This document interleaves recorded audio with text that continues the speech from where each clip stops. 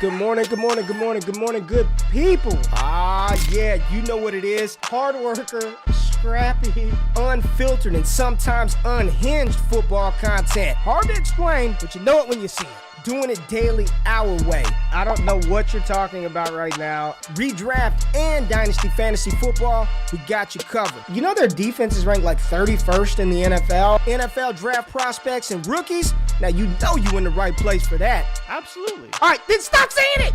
Then we're done. And prop bets with my man Jay Rich. Count that money, man. Now wipe the crust out of your eyes.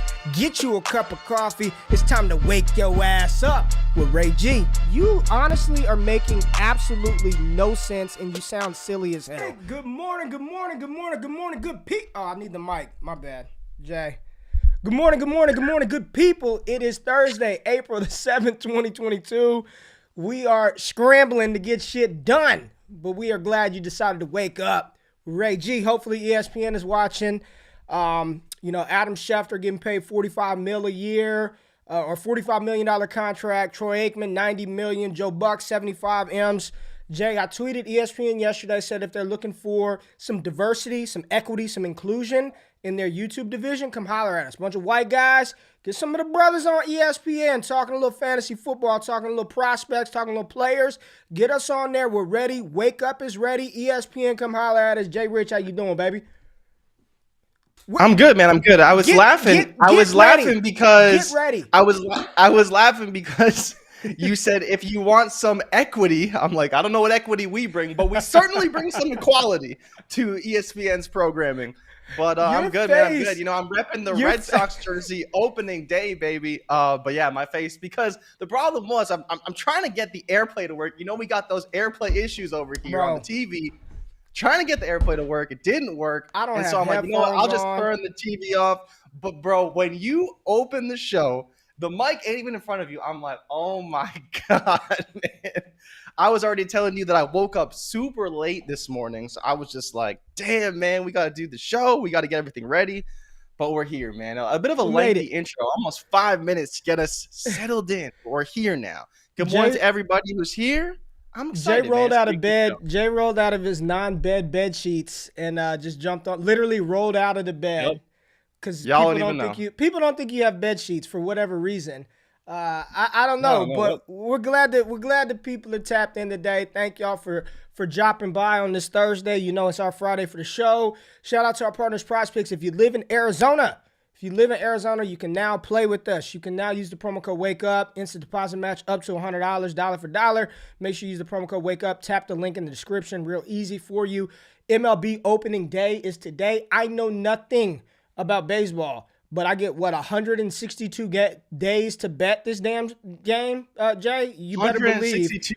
162 games per team. You get about I get mad bets. 250 days to bet. Yeah, I get mad bets. So we're gonna figure it out. Jay and Jay, Jordan and Jordan are helping build a model for the baseball betting. So we will be doing that. So make sure you tap in. But we got to talk rookies. I don't think there was any news yesterday, Jay. Did we miss anything news-wise? I don't think anything really popped off yesterday, bro. No, it was a pretty light day news-wise. You see a few things come through the wire. The biggest news mostly is that the XFL new logo came out, was one of the big things that I saw. People were hyped about that. It looked like the Dell XPS logo, for anyone who's familiar with that. That gave me a little bit of a chuckle. And then the Bucks re-signed Blaine Gabbert, but outside of that, not a ton. It's small stuff. And the big thing that we're not really announcing on the show is more so that teams are starting their spring camps and people are starting to come back to the building. And then I don't know if you saw the video of CeeDee Lamb doing his what was kind of a release package video. So he's training for his year of eliteness in the NFL. But yeah, I saw him doing some training and stuff like that. So it's interesting for sure. But yeah, mostly inconsequential from a news perspective. Nothing that we got to talk about too serious. But yeah, I see who's this in the chat. Stone talking about Blaine Gabbert. Did you even know he was on the Saints? The Saints you said the Bucks. Well, he was on the Saints, but no one even knew he was on the Saints. Yeah, he was on the Saints, but then when they signed Andy Dalton, he actually asked them and requested a release. And everyone was like, what the hell? We didn't even know he was on the Saints. But yeah, he re-signed with the Bucks. I didn't know that. Derek Stingley Jr., one of the top cornerback prospects in the class, had his pro day yesterday, balled out. I think it was official 4-4 for Stingley. Anytime you run a 40-yard dash with a Scully on, you're that guy. He just had a damn beanie on running a 40, and it didn't even look like he was running fast. Like, didn't look like he was trying very hard, and he still dropped a 4.4, 38-inch vertical jump. For me, my cornerback too, I like Sauce Gardner. Sauce Gardner is that length, physicality. I like what he does, but Stingley's going to be a top 15 pick in the NFL draft. So good for Derek Stingley. But let's get into this mock. So we took a look at a mock from Oliver. What was his last name? I want to say Oliver his Stone, last name but was long. that's a producer in Hollywood. It's definitely not Oliver Stone doing mocks for PFN. But we took a look at that mock. We will have that link to his credit and his work in the description. But we took a look at that mock on Monday and just went through 4 rounds. It was a 4-round NFL mock draft. And what we decided to do with the patrons over at Destination Devy, patreon.com/allgas, support the movement. But we decided to do a 4-round Superflex rookie mock draft based off of the landing spot and draft capital from this mock. Again, another exercise to get us ready for the inevitable chaos that's going to ensue here in the next couple of weeks, because everybody you think that's going to go round 1, they're not. Everyone you think that should go round 3, they're going to go in round 2, round 1, and round 4. So all hell is going to break loose. So these are good exercises as we lead up to the NFL draft. And as some of you, participate in dynasty startup drafts now, rookie drafts before the NFL draft, or those that happen right after, the more practice you get, the better equipped you are to make moves in your rookie draft. So we decided to do that. And I'll just say for me, this one was, it was a little different, man. Like, it felt like the rookie mock was harder. We did the same exercise with Chad Reuter's mock from NFL.com last week, and it felt like easy. It was like, oh, I can see this is what I would do. But based on some of these landing spots and draft capital, this shit was hard, Jay. This one was this is a little more difficult for me to kind of decipher and work through. What were your thoughts about like this Oliver Hodgkinson? That's his name. Shout out to Oliver Hodgkinson. What was your thoughts on this mock in particular compared to the last one? Well, I think a lot of it remained the same. I think for me, the better part was that I did not have a early pick this time. So the biggest thing was that I was able to get a player in the second round I was actually happy with, instead of being stuck with Trey McBride or Carson Strong or John Mechie or whoever, someone I wasn't as happy with. So I think that's the big difference for me is, when I'm drafting here, it reiterated that I want basically a top 17, top 16 pick. If I don't have that, it's just not going to be pretty based off what we're seeing from landing spots, what we're seeing from some of these other players and where they're going. Otherwise, I was okay with it. I think I got some decent players in the third round. I think the most interesting part, right, is seeing the value fluctuation at the end of the rookie draft because of where these guys were drafted in the mock, right? That for me is kind of the coolest part is you see where these value fluctuations kind of go. And for us, we saw a lot of movement. We saw, Brian Robinson kind of going in the second round, and this time he went in the third round. And so it reminds us that this draft capital really does sway people a lot, and it will really determine where these guys ultimately go. But for me, it's still the biggest takeaway is if you don't have like a top 17, top 16 pick, you're probably not going to be too happy with what you're getting. But the first round basically locked in. It just comes down to is who are the guys that we want at the top of the second. And that, I think, is where the landing spot swings will come from. Is if you have a really good landing spot and you're a questionable prospect, you could be vaulted up to the middle top of the second round because there just isn't that much depth from a talent perspective to where you have to take guys. We had a couple of people in here who participated in that. They're Heisman tier members over at the Patreon. Dynasty Barry, he agreed. Evan said rookie mock was brutal this time with less QBs going early. And Dynasty Barry 83, shout out to y'all support, man. He said facts. He was also in this mock, and I didn't say good morning to anybody, so I apologize. Marlon, you were the first person to tap in. Good morning to you. Rojo Fish, he's a patron. DG Dalton is a patron. Ty patron. Bruning patron. All the patrons tapped in early. Shout out to y'all. Good morning, good morning, good morning. Gretchen, how are you doing? Good morning. I have not seen Gretchen tap into the show, so good morning to you, Gretchen. Thank you for being here. Paul, big Big Shy, Cody Carpentier. Remember, me, Cody, Futurecast, we're going up tomorrow. Make sure you tap into us. And he's got some stuff popping off, some Twitter Spaces. Joe, our girl, the resident DD woman of DD. She's always in the building with Lindsay Mack, her co-running mate. The women taking over. Where's Jasmine at? Where's the three musketeers? Lindsay, Joe, Running and late. Jazz. JLJ, the three musketeers at DD. Got a lot of new people in here that I haven't seen before. Jay Peters always in the building. Rico Stone, Patrick, Victor. What's going on, y'all? All right. Let's give a quick reminder of what the PFN 360 mock who Jay's talking about. Don't be talking about people's mocks, Joe. Joe is talking about, let's take a reminder of where these players went. So let's look. First round of this thing, we had, this was the first round of fantasy relevant players, right? So we had Malik Willis coming off the board at 5 overall. Pittsburgh traded up. Kenny Pickett, I think we can lock this in stone. Kenny Pickett to Carolina. If you're a Panthers fan, go get your Pickett jersey now because he's being drafted by the Panthers.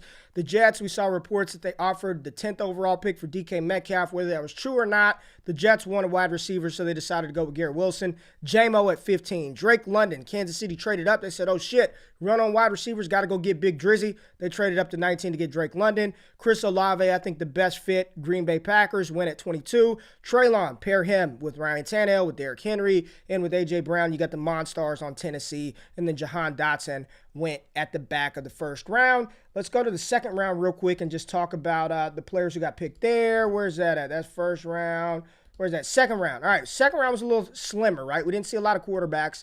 Second round, Desmond Ridder, Matt Corral, George Pickens, Christian Watson. Brees Hall was RB1 off the board, 57 overall to Buffalo. Then we had Alec Pierce, our boy Antoine, coming off the board to ATL, going to the Mecca. Antoine, white boy, can run. Love Alec Pierce, man. He's rising, man. I really think second-round draft capital is in play for this athletic freak at wide receiver. And then K9, Kenneth Walker to the Kansas City Chiefs at the back of the second round. Then we rolled to round 3, and it got a little bit. There we go. Sam Howell off the board. Trey McBride. Sky Moore to Houston. Calvin Austin. John Metsy. Carson Strong. Jalen Tolbert. Isaiah Likely, who ran a 4.8. Had a low RAS score. I'm just saying, I'm out on these tight ends. If it's not Trey McBride or a shot on Jelani Woods, I don't want any of these guys in 2022. Isaiah Spiller comes off the board to Houston in the third round. Seems like an ideal landing spot for him. Romeo Doubs, saw him get jammed up at the line of scrimmage every play at the Senior Bowl. No thank you. Arizona took David Bell. Greg Dolce, and Gabbana came off the board at 91 to Tampa Bay. Jelani Woods, Green Bay, love the fit. San Francisco gets Rachaad White to back up Elijah Mitchell. And in the fourth round, we saw a bunch of fringe guys. Jeremy Rucker, Tyler Algier, the Texas A&M wide receiver, I can't pronounce his name, Jerome Ford, Trey Berry, don't even know who he is. Justin Ross, Jake Ferguson, Caleb Ellerby, Khalil Shakir, James Cook. Remember in the last mock, James Cook was coming off the board in the second. Here he comes off the board in the fourth. Probably where I would take him, right? Pierre Strong. San Francisco just goes back to another running back, right? Another one. DJ Khaled style. Tyquan Thornton to Kansas City. Cade Otton, terrible tight end, goes to Cincinnati. Danny Gray, the new hotness from SMU to Pittsburgh, I guess. Damian Pierce there to replace J.K. Dobbins and Gus Edwards because they're all the same. They're all the same back. So Baltimore says, let's get Damian Pierce and then double tap and go back with Charleston Rambo and then the guy from Maryland. So that was the mock. I'm going fast. That's repetition, baby. That's repetition where you can just rattle that shit off like that. I'm feeling good, Jay. I'm feeling good, baby. All right, let's go. First round, what did it look like? Where did I pick at in this mock? I picked 107. We were back-to-back. I picked 107. And where were you at, 108? All right. Yeah. Let's look at it. Let's see. Based on that, let's pull up the – so here's how round 1 went based off of this mock. All right, Prospects, we're going to move you out the way for a little bit. We need a little more screen real estate. And let's just have round 1 pulled up, all right? Let's just have round 1 pulled up. Here's how it looked, Jay. Brees Hall comes off the board at 101. He was not selected in round 1. He got picked in round 2. Let's just pull that up just to have it. All right, let's move round 2 over here to you. Let's move that there, shift some shit around, yada, yada, yada. There we go. Make it smaller on my side so they can see me. All right, Brees Hall comes off the board at 1. Malik Willis at 2. Remember, Malik went to Pittsburgh at 105. Kenneth Walker, second-round pick to Kansas City, goes at 103. My question to you, Jay, is there any shot any shot that we see, if this played out this way, Kenneth Walker to Kansas City, Breece Hall to Buffalo, would anybody take K9 over Breece Hall or Malik Willis at 102? 100%. It's not even a question. The question is that are our people, the good people who tap into this show every day, going to make that same mistake? Are they going to bet on the situation over the talent again? And I hope they don't, because I think it'd be a mistake. But to your point, will someone do it? Will people do it? Absolutely. It's Kansas City. It's too juicy. It's too enticing, It's just, leads into bad decisions, Kansas City. But, it's not a Clyde Edwards-Helaire situation. I still believe that given those two situations, I would take Breece Hall. But there will be people who absolutely will take K9. Absolutely. No question. Hey, we're going to give you some time to wake up. Everybody's saying you look very tired, so let's just do this real quick for a couple of picks. All right, at 104, Kenny Pickett came off of the board. Drake London, Garrett Wilson, and Treylon Burks off of the board. So there we go. We see the run on wide receiver. Just Jamison Williams. So, in this mock, Matt Corral comes off the board to Seattle at the top of the second. Would you take all these wide receivers over a quarterback that gets top 40 draft capital? Matt Corral to Seattle, Desmond Ridder to Atlanta, the top half of the second round, or Drake London, Garrett Wilson, Treylon Burks, or Jamison Williams? Just your thoughts on that cluster of wide receivers. I think Drake London, he goes to Kansas City. If they trade up to take him, you're going to see him this high. You may see him over Kenny Pickett. Superflex leagues, I don't know if I would personally advocate for doing that. It depends on how you feel about Kenny Pickett, right? But Drizzy Drake, Garrett Wilson, Treylon, and J-Mo over Matt Corral. What are your thoughts here, man? So for me, based off what I'm seeing so far, it would definitely be Drake London and Garrett Wilson over Matt Corral and Desmond Ridder. But I think the case can be made after that. I've been talking about how Treylon Burks is a guy who's, going in the back of the first, and he's not going as high as we hoped he would. And for me, if I'm going to be taking a wide receiver, it has to be a guy who's extremely high draft capital. The guys who've been getting this really high draft capital have been just getting peppered with targets over the years. I think it's a trend that's going to continue throughout the NFL landscape. If you're drafting a wide receiver this high, you need them to produce. And I think we've seen that at least they will get the opportunity. And, if you talk about Garrett Wilson going to New York, and you talk about Drake London going to Kansas City, if they're drafted this high, they're going to be taken really, really high and get a lot of targets. So for me, I would be fine taking those two because I really believe in them. Burks is a guy that I believe in with the talent, but a situation, like you said, in Tennessee, he's never going to be the guy. Until A.J. Brown leaves, that's what it's going to be, because I believe A.J. Brown's a superior wide receiver. So at that point, if you're saying, okay, I prefer Matt Corral in Seattle, I think they can build around him, which for me is questionable. We'll see, right? We'll see. I think there's a case to be made, but I think that I would still take London and Wilson over those two guys. J-Mo, it's just the landing spot, right? It's Philly. Do I want to bet on Philly making the right decisions over the long term? I don't know, man. I love J-Mo, but I don't know if I could take him over a quarterback in a better situation where, they're going to build around him and ultimately be good with him versus Hurts and potential new guy. I don't know, man. I don't love that situation personally. All right. Thank you. You talk about me being long-winded, man. All I did is Matt Corral, would you do that? And 5 minutes later, I legit, no joke, have no clue what you just said. Isaiah Spiller at 110, Chris Olave at 111, and then Desmond Ridder snuck into the back of the first round in this mock. So Desmond Ridder, back of the first round, over George Pickens, over Jahan Dotson. We saw Isaiah Spiller at the 110 spot. So I've been waiting for this because still, let's use historical data to justify why I still think he probably, if he gets third round draft capital, why he should be a good pick. Shout out to our director of analytics, Jordan Backus, one of the best in the game. I put him up against anybody in the space when it comes to analytics. So let's just take a look at drafted running backs. Let's go back to 2015 because that's when we really saw a shift to pass-catching running backs. Like going back to 2004, they were NFL, they were taking running backs 1 overall. It didn't fucking matter, right? Like we're just going to ground and pound you. So if you get day 2 draft capital as a running back, you are drafted in rounds 1, 2, or 3 to finish a fantasy football season inside the top 6. In round 3, you have a 23.8% chance to be a top 6 running back, 25% chance in round 2, and if you drafted in round 1, back to 2015, you got a 58% chance to be a top 6 running back. Let's just go down. Let's go to top 12.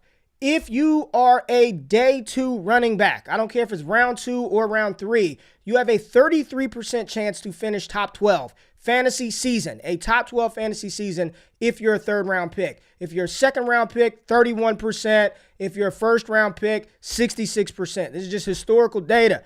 And then top 24, let's just go, you're just an RB2. 50% chance if you're a 3rd round pick, 75% chance if you're a 2nd round pick, and you're locked and loaded if you're 1st round pick. So here's the thing. You can like it, not like it. If the running backs, I don't care who it is, Zamir White, Brian Robinson, James Cook, Dalvin Cook, Chef Triple G from Guys Grocery Games, the people that cook in that kitchen. If you get drafted on day 2 and you're a running back, your historical odds of finishing as an RB2, having an RB2 season, are exponentially higher than anything after that. So it's funny. You like numbers, you don't like numbers, you like film, you don't like film. You want to have it both ways? I like it both ways too. But you gotta pick a side of the fight here. So that's round 1 of this mock. Let's go to round 2, Jade. What did you think about Ritter slipping in there to the 112 spot? I think it's apropos, right? I think that at the end of the day is that, like you said, if these quarterbacks get drafted high enough, you need to consider them. But I'm more interested in Chris Olave. You know, like I've been talking about it forever, it seems, where I've been telling people, you know, he's going to rise just because he's a good player. No one sees the elite ceiling, and I understand all that, but he's going to rise. And seeing him at 111 here makes a lot of sense because even a lot of people are talking about how he's going to surprise in the draft when capital comes around. What did I say? I must have made a mistake. You said you like it both ways. I was like, whoa. Oh, breaking news. Ray likes it both ways. Holy. Good days on waking up. No. I'm talking too fast. I do not. I like it one way. But shout out to those who do. I like it one way. But if you like it both ways, I don't hate. I don't discriminate. More power to you. More power. Hell yeah, man. More. I don't discriminate. I like it one way. But if you like it both ways, I love that for you. I love that journey for you in your life. But let me slow the hell down and let's get to the 2nd round. All right, round 2 of this mock. Oh, God. Oh, my God. All right, Christian Watson. Let's pull the draft capital sheet back up. Christian Watson came off of the board at 201. How do I close comments? I can't look at comments. Christian Watson, 201. Alec Pierce came off the board at 202. George Pickens, 203. Interesting that he came off the board after Alec Pierce and Christian Watson. We'll talk about that. Jahan Dotson, Sky Moore. So another, this is the depth of this class, right? There's a lot of good wide receivers. If you wanted to pass on a wide receiver in that first and you take the quarterback, if you believe in Matt Corral, I look in round 2 and there's still some good wide receivers coming off the board at the top of the 2nd, right? Sky Moore at 205, Rashad White, I made that pick at 206. Didn't really like it, but I had to do it, right? And you don't even see Rashad White drafted here. I think he was a 3rd rounder in this mock. David Bell at 207, Sam Howell at 208, Carson Strong, James Cook, Trey McBride, and John Mechie rounded out the 2nd round. So I think we can remove the 1st round because the only player that got drafted in round 1 that's in the 2nd is Jahan Dotson. So let's get that out of the way, and then let's pull up the 3rd round to see where these guys went in round 3. So let's move this over. So in the 3rd round, Sam Howell came off the board at pick 66 to Detroit. Trey McBride, Giants, at pick 67. Sky Moore to Houston. We saw John Mechie. He went to Indianapolis. Where else? Rashad White, San Francisco. David Bell, Arizona. So there's the 2nd round. Cutoff point for me, honestly, my cutoff point, based on this, because again, players that we're not seeing right now, we're not seeing James Cook, no Zamir White, no Brian Robinson. If it plays out like this and those backs don't get the requisite draft capital, 205, I'm done. At 206, 207, you can have it. I'm good.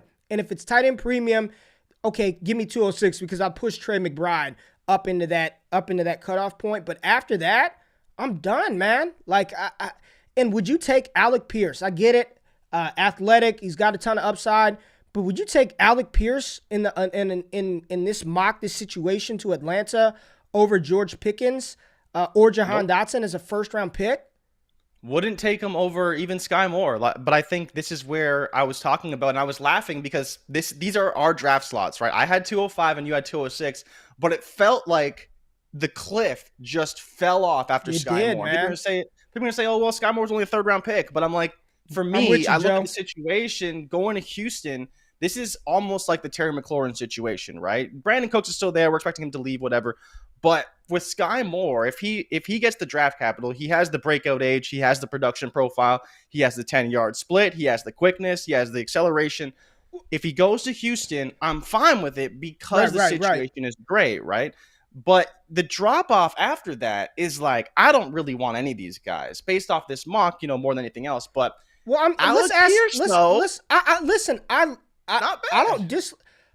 asking y'all in the comments, like, where's your cutoff point? Like, based on, and let's just play this out. This is how the draft played out, right? Like, where are you like, I'm good? Because here's what's going to happen, and it happens every year, and I know people think like, no way that'll happen. Like, you'll be in the rookie mock, in your rookie draft, and you'll be sitting at 205, and then somebody just has to have David Bell. They have to have Trey McBride, right?